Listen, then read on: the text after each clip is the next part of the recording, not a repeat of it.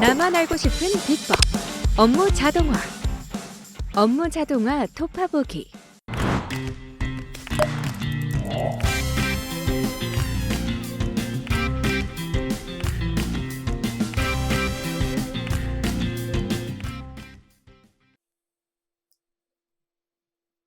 안녕하세요.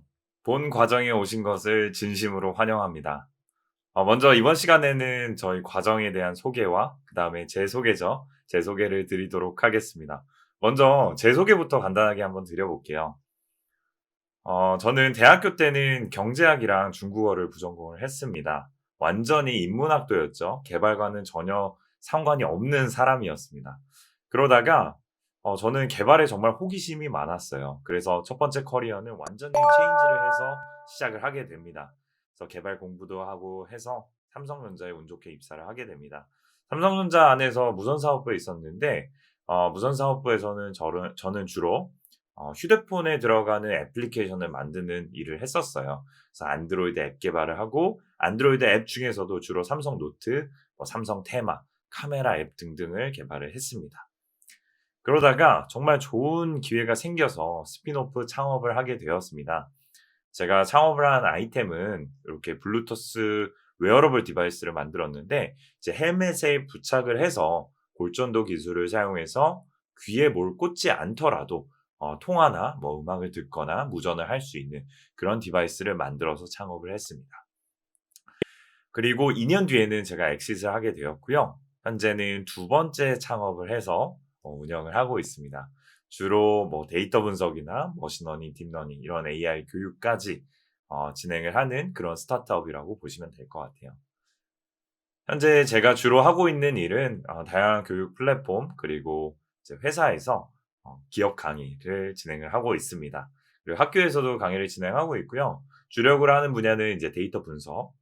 데이터 분석이라 하면 이제 업무 자동화 영역까지 포함이 되는 겁니다. 그리고 머신러닝, 딥러닝까지 이렇게 다양한 분야의 강의를 진행하고 있습니다. 저는 2020년도에 국내에서 두 번째로 구글에서 인정하는 개발자 자격 인증을 받았고요. 그리고 현재 구글닷컴 도메인에 등록이 되어 있는 상태입니다. 그리고 지식 공유도 활발하게 참여를 하고 있어요. 그래서 블로그를 작성을 해서 이렇게 글을 꾸준히 올리고 있습니다. 그래서 혹시라도 관심 있으신 분들은 테디노트라는 블로그 검색을 하셔서 들어와 보셔도 좋을 것 같고요. 여기에 데이터 분석이나 머신러닝 AI뿐만 아니라 자동화 영역까지 다양한 내용들을 포괄해서 업로드를 하고 있습니다. 그리고 GitHub은 많은 분들이 좀 도움을 받으실 수 있도록 다양한 교육 자료나 도움이 되는 링크들을 공유를 하고 있고요. 그리고 유튜브도 시작을 했습니다. 아직 구독자가 많지는 않은데 혹시라도 관심 있으신 분들은 오셔서 한 번쯤 영상을 보셔도 좋을 것 같습니다. 2021년도에는 제가 책을 집필을 하였는데요. 책은 주로 파이썬, 그다음에 딥러닝, 텐서플로우라는 내용을 주제로 이렇게 집필을 하게 되었습니다. 제가 이렇게 간단한 제 소개 그리고 자랑 아닌 자랑을 좀 해봤는데 사실 좀 재수가 없죠. 이렇게 너 코딩 잘한다고 지금 자랑하는 거냐 이렇게 생각하실 수도 있어요.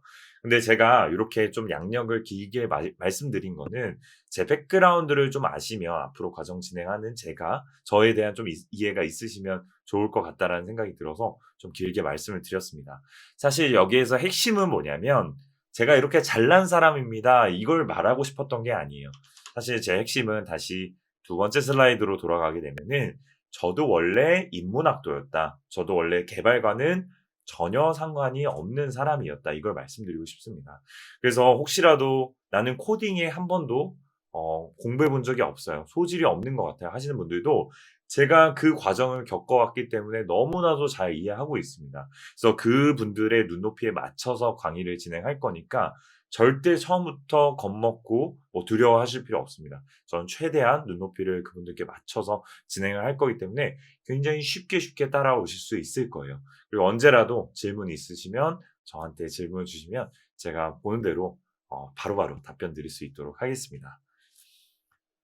자, 다시 끝 슬라이드로 돌아가서요.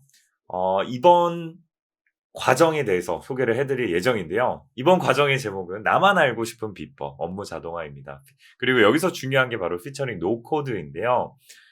정말 나만 알고 싶은 비법들을 담았어요. 그래서 뭔가 어렵고 이거 아무도 안 쓸 것 같고 그런 내용들은 전부 다 배제를 하고 여러분들이 바로 내일부터라도 이걸 배우셔서 써먹을 수 있는 내용들을 압축해서 담았습니다. 그래서 정말 기대하셔도 좋다. 이렇게 말씀드리고 싶어요.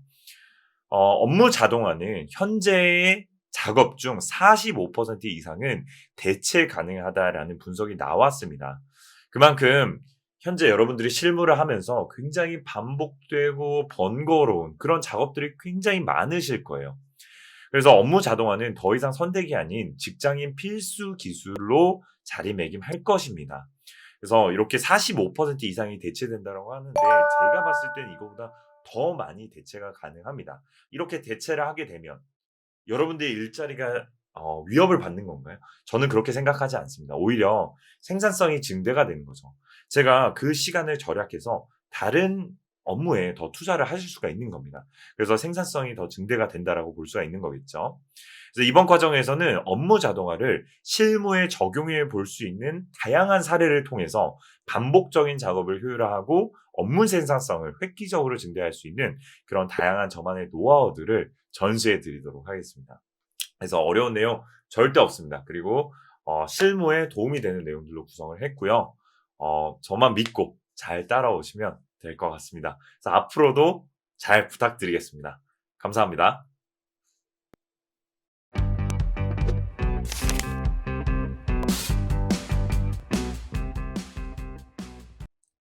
네, 이번 시간에는 업무 자동화에 대해서 한번 알아보도록 할게요. 업무 자동화라는 용어도 좀 생소하신 분들도 계실 수가 있죠. 업무 자동화는 저희가 RPA라고도 줄여서 얘기를 하는데 RPA는 여기에 있는 로보틱 프로세스 오토메이션의 앞글자를 따서 얘기를 하는 겁니다. 그래서 한글로 번역을 하면은 우리가 로보틱 프로세스 자동화라고 얘기를 합니다. 이걸 영어로 하면은 로보틱 프로세스 오토메이션이 되겠죠. 어쨌든 이 로보틱 프로세스 자동화라는 거는 소프트웨어 기술을 활용을 해서 반복적으로 일어나는 업무 프로세스를 말 그대로 자동화하는 겁니다. 그래서 맨 처음에 인트로 영상에서도 제가 말씀드렸지만 우리가 실무를 하다 보면은 반복되는 작업들이 굉장히 많아요. 그러한 작업들을 우리가 로봇에 맡겨서 로봇이 자동으로 할 수 있게끔 만들어주는 거. 요게 업무 자동화라고 보시면 될 것 같습니다. 다양한 사례들을 한번 볼 텐데 업무 자동화를 하면 대량 메일을 자동으로 발송을 한다랄지 여기서 대량 메일 자동 발송도 저희가 사례에서 다뤄볼 건데 그냥 똑같은 내용을 100명한테 보낸다? 이거는 그냥 수신에다 넣으면 되겠죠. 그걸 얘기하는 게 아니라 예를 들면 홍길동 사원에게 메일 발송한다. 근데 홍길동 사원의 어떤 인적 정보를 본문에다가 내용을 DB에서 끌어다가 입력을 해줘야 된다. 이런 거 하려면은 다 개별 데이터를 저희가 확인하고 그 본문 내용을 일일이 하나하나 다 끌어와서 채워야 되겠죠. 그런 게 아니라 얘가 알아서 DB에서 가져와서 내용을 채워서 본문의 내용이 탁탁탁 맞게 채워서 발송을 한다랄지 이런 것들 전부 다 가능합니다. 그리고 거래처 등록을 한다랄지 견적 작업하는 거, 수입 통관 허가서 자동으로 입력해서 처리하는 거, 그리고 선적 주문서 작성하는 거, 그리고 여기 문서 인식도 보시면은 문서를 인식을 해서 요걸 텍스트로 자동으로 변환을 해서 요거를 또 인식해서 처리하는 거, 그리고 거래소 데이터를 입력하거나 취합하는 것들, 그리고 법인카드 비용 입력하는 것들 이런 것들도 굉장히 많이 하시는 내용 중에 하나죠. 그리고 채용, 인사 쪽에 일하시는 분들은 채용에 필요한 서류들을 자동으로 입력을 하고 인적 정보도 있죠. 그거 DB에서 긁어와서 자동으로 서류에 들어가게끔 그렇게 작성하는 것들. 이 모든 것들이 다 업무 자동화의 대표적인 사례라고 보시면 될 것 같습니다. 자, 이전에도 제가 언급해 드렸다시피 조사에 따르면 평균 사무 업무의 45%의 활동은 자동화를 할 수가 있다라고 나와 있죠. 그래서 자동화를 통해 노동 비용을 절감할 수가 있다. 여러분들이 하시는 업무의 거의 절반가량은 자동화할 수가 있다. 이렇게 보셔도 될 것 같아요. 사실상 앞으로 이 자동화할 수 있는 영역은 점점점 더 고도화되고 있습니다. 그래서 앞으로 지금 현재 단계에서는 45%지만 앞으로 60%, 80% 이렇게 점점 올라갈 예정입니다. 자, 그런데 흔히들 많이 하시는 오해 중에 하나가 이제 업무 자동화, 일자리를 위협한다. 자, 요거에 대한 오해가 있는데요. 자동화는 인적 자원을 완전히 대체하는 것을 목적으로 하지 않아요. 그 말은 무슨 말이냐면 이제 회사 차원에서 내가 이거 업무 자동화를 하면 너 이제 필요 없어. 너 나가. 이런 식으로 써먹지 않는다라는 거죠. 회사 차원에서 임직원분들이 업무 자동화를 하게 되면 가져가는 이점은 뭐냐면 임직원 개개인이 반복적인 작업에 쓰는 그런 불필요한 노동 작업들 있죠. 그런 것들을 좀 더 효율화하고 그러면은 우리들이 그런 불필요한 작업에 쏟는 노력을 줄임으로써 이제 다른 곳에 더 투자를 하실 수가 있다라는 얘기죠. 그래서 업무 자동화는 우리가 현재 하고 있는 일들, 일자리를 위협한다는 개념이 아니라 우리가 하고 있는 일들을 도와주는 개념으로 보시면 돼요. 그래서 내가 좀 하기 싫은 업무들, 반복되는 작업들을 이제 로봇한테 맡기고 그 시간에 우리는 딴 거 할 일 하시면 되겠죠. 자, 그래서 자동화에서 중심이 되는 이점은 먼저 생산성 증대를 보실 수가 있고요. 두 번째, 일관성입니다. 이거는 무슨 말이냐면 우리가 업무 자동화를 하게 되면 예를 들어서 이거를 우리가 뭐 10명의 직원에게 어떤 데이터를 취합해야 되는데 10명의 직원들에게 이걸 일을 분배를 하려면 우리가 다 하나하나 다 설명을 해야겠죠. 우리가 취합할 때 요 컬럼 필요하다. 요렇게 통합을 하자. 시트 네임은 뭘로 하자. 이런 걸 하나하나 다 규칙을 정하고 통일하는 그러한 작업들이 선행이 되어야겠죠. 근데 그럴 필요가 없다라는 겁니다. 이렇게 자동화를 시켜버리면 얘는 하나의 규칙에 의해서 움직이기 때문에 다 일관성 있게 작업물이 나올 수 있다라는 또 이점이 있을 수가 있겠죠. 그리고 마지막으로 효율성입니다. 효율성도 이제 생산성이랑 연결되는 문제인데 우리가 불필요한 작업을 하지 않음으로써 좀 일을 효율적으로 처리한다. 이 개념으로 보시면 될 것 같아요.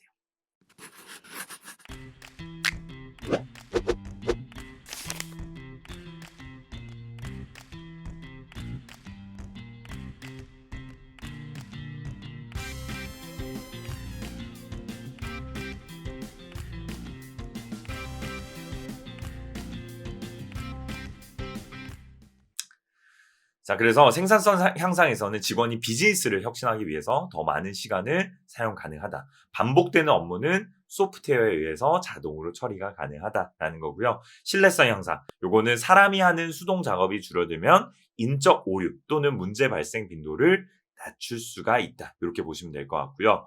동일한 일이 항상 같은 방식으로 진행이 됩니다. 그래서 우리가 어떤 프로세스라는 걸 앞으로 정의를 하실 거예요. 그 하나의 프로세스, 파이프라인에 맞게끔 이렇게 착착착착 진행이 되기 때문에 굉장히 일관성 있는 결과물을 항상 뽑아낼 수가 있다. 그리고 테스트, 업데이트, 워크플로우 등의 시작과 완료를 예측 가능하다. 그래서 결과를 신뢰할 수 있게 되는 거겠죠. 그리고 거버넌스 간소화. 직원이 많으면 지식의 격차가 발생할 가능성이 커지고요. 아까도 설명드렸지만 우리가 동일한 일을 10명에게 직원에게 분배를 했다고 가정을 해봅시다. 그럼 아무리 규칙을 정한다 하더라도 약간의 차이가 있을 수밖에 없어요. 그래서 직원이 많으면 지식 격차가 발생하고 그로부터 일관적인 결과물이 나오기가 좀 어렵다. 이렇게 보거든요. 그래서 비즈니스 한쪽에서 어떤 일이 일어나고 있고 누가 관여하고 있는지 다른 쪽에서 알지 못할 수도 있습니다. 그래서 모든 것을 코드화하면 자동화를 하게 되면 더 효율적으로 제어가 가능하다. 이렇게 보실 수가 있습니다. 자, 업무 자동화는 나와는 먼 이야기다. 이것도 또 하나의 오해 중에 하나입니다. 정말 과거에는 이 말이 사실 맞는 측면이 많았어요. 그 말은 뭐냐면 예전에는 업무 자동화를 하고 싶어도 코딩을 할 줄 알아야지 업무 자동화가 가능했습니다. 그만큼 진입 장벽이 높았다고 볼 수가 있죠. 그래서 다들 어느 단계에서 포기를 하시냐면 내가 업무 자동화를 하고 싶다가도 코딩을 배우다가 이제 포기를 하세요. 너무 어렵고 내가 이거 자동화하려고 투여되는 노력들이 너무나도 큰 거죠. 그런데 이거를 지금 현재는 다양한 툴들이 발달을 하면서 최소한의 코딩과 툴 사용법만으로도 업무 생산성을 향상시킬 수 있다. 이렇게 보시면 됩니다. 그래서 저희가 이번 과정에서는 최소한의 코딩으로 업무 자동화 하시는 방법을 배우실 거다. 이렇게 보시면 될 것 같아요. 자, 그래서 대표적인 업무 자동화 도구들은 다음과 같은데요. 파이썬의 뭐 셀레니움이나 판다스 이런 것들이 있고요. 뭐 구글의 클라우드 플랫폼, 그리고 마이크로소프트에서 개발한 파워 오토메이트라는 툴, 또 이 밖에도 여러 가지 툴들이 시중에 나와 있습니다. 대표적인 사례들을 이렇게 꼽아본 건데, 첫 번째, 두 번째 같은 경우에는 코드 지식 수준, 요구되는 코드 지식 수준이 굉장히 높습니다. 그래서 여러분들이 배울 게 굉장히 많은데, 저희가 이번 과정에서는 바로 세 번째, 마이크로소프트 회사에서 개발한 파워 오토메이트 툴을 사용해서 진행을 할 겁니다. 제가 다음 영상에서는 이 마이크로소프트에서 개발한 파워 오토메이트라는 툴을 제가 왜 선택을 했고 이것을 여러분들께 권장드리는지 좀 더 자세하게 설명드릴 수 있도록 하겠습니다. 감사합니다.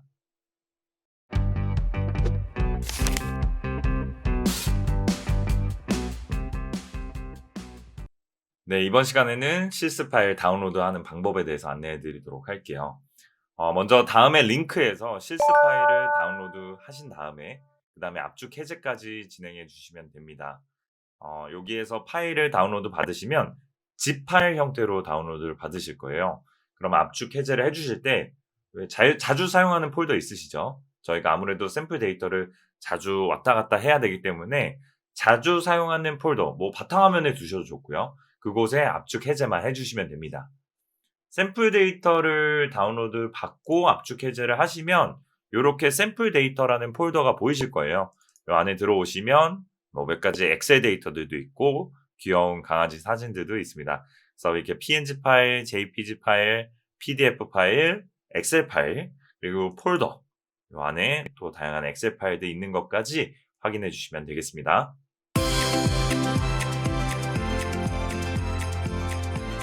오늘 학습한 내용을 키워드를 통해 정리해보세요.